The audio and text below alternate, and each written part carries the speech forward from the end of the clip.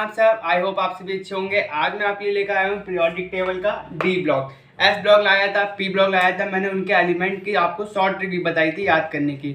आज मैं आपको बताऊंगा डी ब्लॉक के जो एलिमेंट्स हैं यहाँ पे, उनकी शॉर्ट ट्रिक, कैसे आप उन एलिमेंट्स को आसानी से क्या कर सकते हैं, लर्न कर सकते हैं।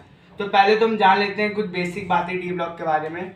तो आपको मालूम है डी ब्लॉक के अंदर जो एलिमेंट्स होते हैं उनको क्या कहते हैं? उनको कहते हैं ट्रांजिशन एलिमेंट। क्या कहते हैं? Transition elements. ये जितने भी इसके अंदर एलिमेंट्स होते हैं उनको कहते हैं ट्रांजिशन एलिमेंट्स।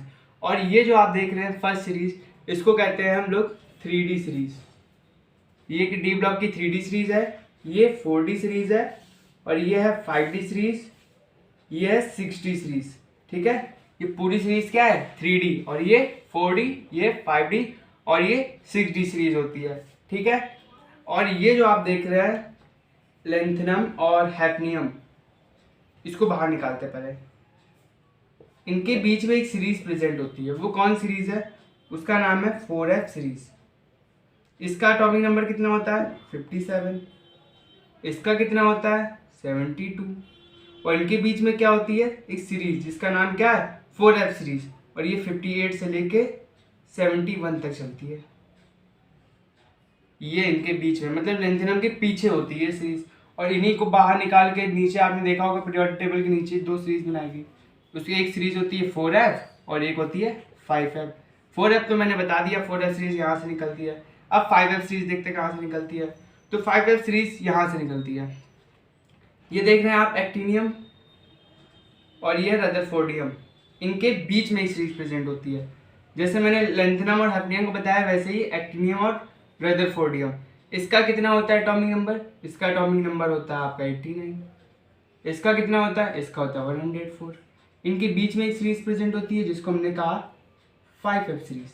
ठीक है, इनके बीच में जो एटॉमिक नंबर होते हैं वो 90 से स्टार्ट होते हैं और 103 तक चलते हैं।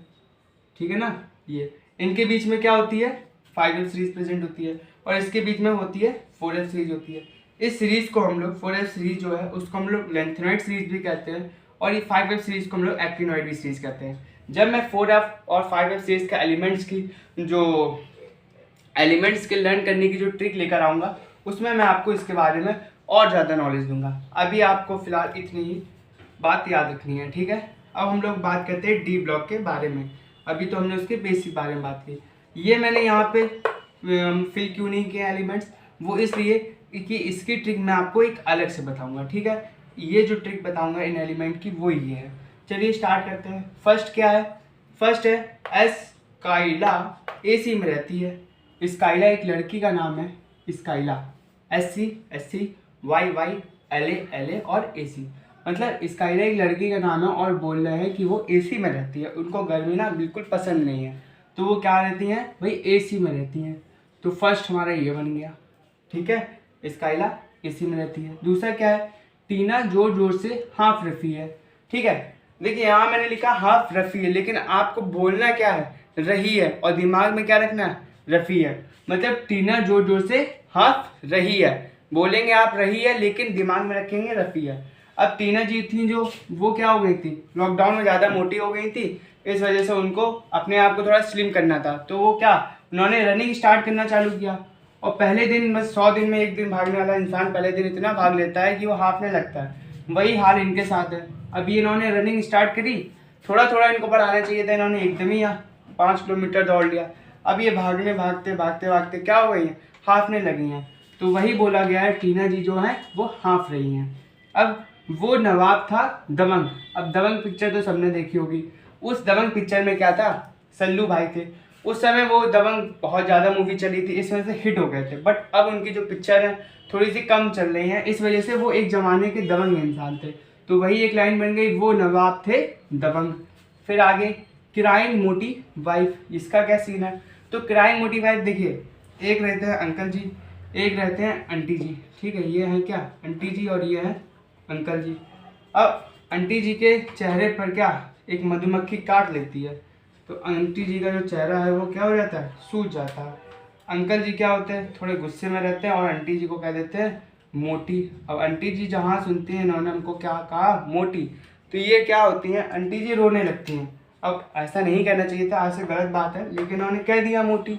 अब तो आंटी रोने लगी तो उस पर भी एक लाइन बना दी गई, क्राइंग मोटी वाइफ, मतलब अंकल ने अपनी वाइफ को क्या कह दिया, मोटी कह दिया, तो उसमें क्या आंटी जी रोने लगी, तो क्राइंग मोटी वाइफ। आगे देखते हैं, मन तक रेखा। मन तक रेखा मतलब क्या, मन्नत शाहरुख खान के घर का नाम है, तो वहीं से लिया गया है मन्नत तक रेखा, मतलब कि शाहरुख खान के घर तक एक लाइन जो है वो खींच दी गई है, तो उस पर यह बन गई मन्नत तक रेखा।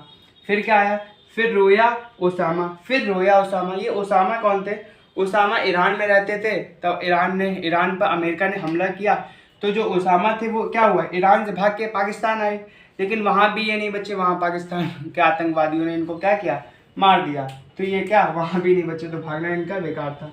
तो फिर रोया ओसामा, कौन रहेगा ईरान में, ओसामा रो रहे हैं भाई, अब ईरान में कौन रहेगा, ठीक है। नहीं पढ़ोगे तो पिटोगे, मैडम जी कहती हैं बेटा पढ़ लो, अगर नहीं पढ़ोगे तो ना आप पिट जाओगे, तो इस पे एक लाइन बनी, नहीं पढ़ोगे तो पिटोगे।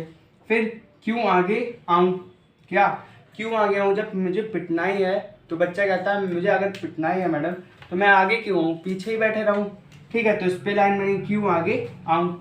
फिर आखिरी जो लाइन है आपकी, जिंदगी कैडबरी हो गई है, जो जिंदगी है वो कैडबरी हो गई है। मैंने इन सब के आपको मीनिंग समझा दिया, अब अप्लाई करना सिखा देता हूँ। देखिए, स्काइला एसी में रहती है, ये फर्स्ट लाइन के लिए, एसी से ये बन क्या, स्काइला एसी में रहती है। टीना जोर जोर से हाफ रही है, ठीक है, टीना जोर जोर से हाफ रफी है। वो नवाब था दबंग, वो नवाब था दबंग। क्राइंग मोटी वाइफ, मैंने बताया था वो क्राइंग मोटी वाइफ। मन तक रेखा, फिर रोया ओसामा, कौन रहेगा ईरान में, नहीं पढ़ोगे तो पिटोगे, क्यों आगे आऊँ, जिंदगी कैडबरी हो गई है। तो आपको ऐसे वर्टिकल में समझ में आ गया कैसे आपको याद करना है। तो एक बार इसको आप 5 बार रिपीट करेंगे ना, आपको आसानी से ये क्या लर्न हो जाएगा, बिल्कुल ईजी है, बहुत ज़्यादा ईजी है, ठीक है। चलिए एक बार और हम लोग इसको रिवाइज करते हैं। स्काइला एसी में रहती है, टीना जोर जोर से हाफ रफी है, मेरे साथ बोलिए, वो नवाब था दबंग, वो नवाब था दबंग। क्राइंग मोटी वाइफ, मन तक रेखा, फिर रोया ओसामा, कौन रहेगा ईरान में, नहीं पढ़ोगे तो पिटोगे, क्यों आगे आऊँ, जिंदगी कैडबरी हो गई है, ठीक है। तो आप ऐसे वर्टिकल में याद कर सकते हैं। अगर आपको हॉरिजेंटल में याद करना है तो मैं उसका भी बताता हूँ। साइंस टीचर, क्या, science teacher very cruel, science teacher very cruel, मांगे fees copy, science teacher very cruel, मांगे फीस कॉपी, नेहा कक्कड़ जिंदाबाद, ठीक है, क्या बोला मैंने, साइंस टीचर वेरी क्रूअल, मांगे फीस कॉपी, नेहा कक्कड़ जिंदाबाद। अब इसकी क्या बनेगी भाई, यारी जरा निभाना, यारी जरा निभाना, मौत तक रुकावट रास्ते में पड़ेगी, क्या, यारी जरा निभाना, मौत तक रुकावट राह में पड़ेगी या फिर रास्ते में पड़ेगी, आग में कूदो, आग में कूदो। ला हफ्ता वरना रे ओसामा, यही ओसामा जी है, इधर भी आ गए हैं। ला हफ्ता वरना रे ओसामा, इधर पिटाई और होगी, ला हफ्ता वरना रे ओसामा, इधर पिटाई और होगी। मैंने आपको बताया था ओसामा जी पाकिस्तान गए हैं, तो पाकिस्तान की जो आर्मी है वो क्या कहती है, भैया हफ्ता दो वरना इधर भी आपकी पिटाई हम कर देंगे, ठीक है।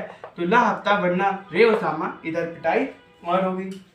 अब ये वाली सीरीज देख लेते हैं, मैंने कहा था सबसे लास्ट में बताऊंगा, अब मैं बताता हूँ इसकी ट्रिक। देखिए, इसको रदरफोर्ड डूबे किसमें, सी में, रदरफोर्ड डूबे सी में, बोर हंस मत, बोर हंस मत, बोर हंस मत, डर से रोए कॉपर, डर से रोए कॉपर। देखिए इसकी भी याद हो गई, ठीक है। रदरफोर्ड डूबे सी में, बोर हंस मत, डर से रोए कॉपर, ठीक है।